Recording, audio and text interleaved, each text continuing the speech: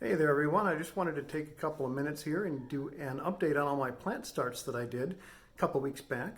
Things are going pretty well, but there's a few things I want to talk about, and I'm going to turn the camera around and show you. So here's a couple of trays that I've got going.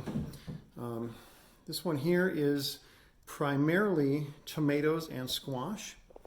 And I'm bringing it around here so the lighting shows a little better. As you can see, my squash is starting to get a bit of a blight on it. It's got some mold on some of the lower leaves, and I think it's because of these pots, the biodegradable cardboard pressed pots.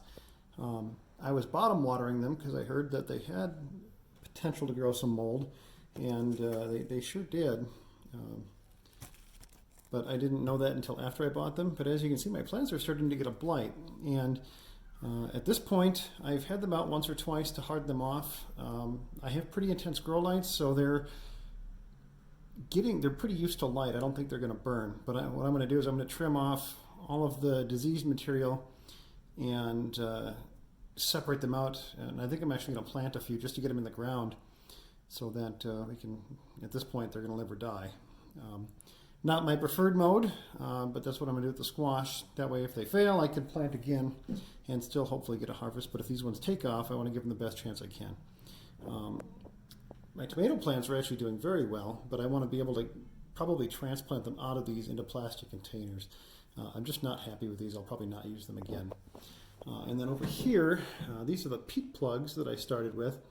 The tomatoes and the peppers are doing okay, but a lot of the other stuff doesn't like it. I had some cucumbers here.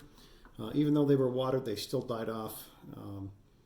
And I guess I'm not happy with these. They are really hard to stay watered. I bottom water these. I fill the tray up every day, but they dry out so fast. I have a fan in the room where these are growing, and I'm just, again, not happy with these. I'm going to transplant out the tomatoes into some other containers to try to give them some room to grow. And again, I'm going to avoid these. Plants that have done the best are my herbs that were, I started in the egg crates, the plastic egg crates that I had gotten from Costco. And then I used a spoon to just scoop them out and transplant them into plastic cups. I've just got these plastic beverage cups. I drilled a couple holes in the bottom. I've got some macaroni and cheese cups. As you can see, these are doing great. They're easy to water, they drain well, my soil's good, and all of my herbs are looking fantastic. So I'm going to let them get a little bigger before we plant them out. They're probably going to be planted out in containers on my steps, and in some of the bigger ones, that like the mammoth dill and such, will get planted in the garden. But just wanted to show these off for now, and I'll have an update once we get everything out in the garden and it all starts to grow. See you then.